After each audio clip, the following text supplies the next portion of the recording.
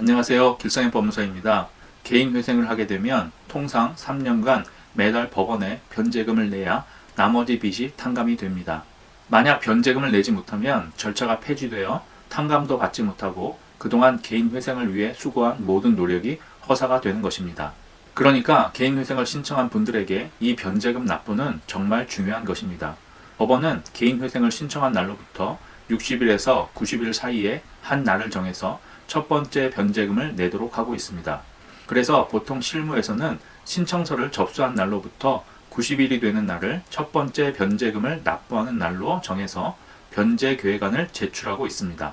이 변제계획안은 채무자가 법원에 자신이 매달 얼마를 그리고 언제 납부할지를 알려주는 것이어서 채무자는 반드시 이 변제계획안에 따라 변제금을 납부해야 하는 것입니다. 그런데 문제가 하나 있습니다. 그것은 채무자가 변제계획안에 따라 변제금 납부를 시작하려고 해도 납부할 법원의 계좌번호가 나오지 않아 첫 번째 변제금 납부를 제때 할 수 없다는 것입니다. 실무에서 법원의 변제금 납부 계좌는 개시결정과 함께 나오는데 법원의 개시결정은 보통 첫 번째 변제금 납부일보다 훨씬 뒤에 이루어지기 때문입니다.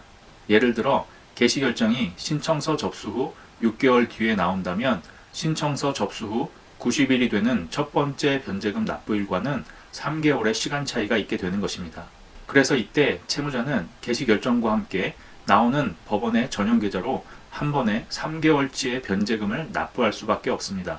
따라서 법원에 따라 차이는 있지만 만약 개시결정이 더 늦게 나온다면 채무자는 그만큼 더 많은 변제금을 비축해 놔야 비로소 변제계획안대로 변제금을 납부할 수 있는 것입니다.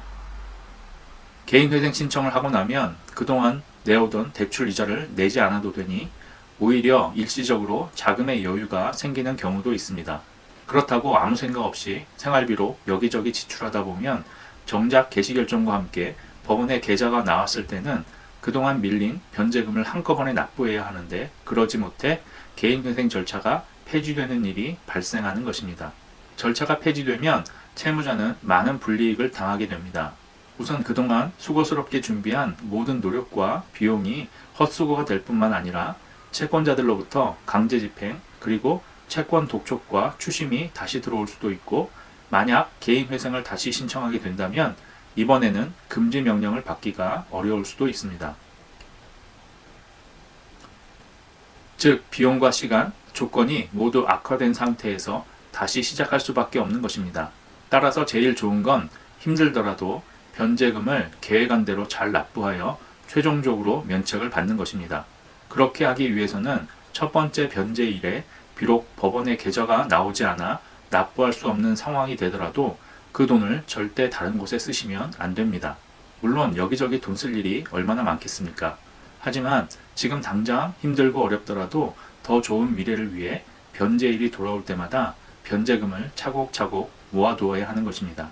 그래야 개시결정과 함께 법원의 계좌가 나왔을 때 그동안 밀린 변제금을 한 번에 납부하고 그 다음 변제계획안대로 매달 변제해 나갈 수 있는 것입니다.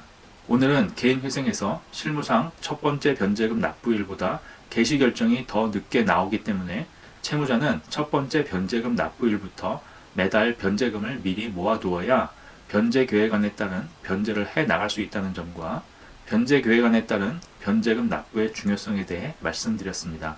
오늘의 영상이 조금이나마 여러분들에게 도움이 되셨다면 좋아요, 구독 부탁드립니다. 감사합니다.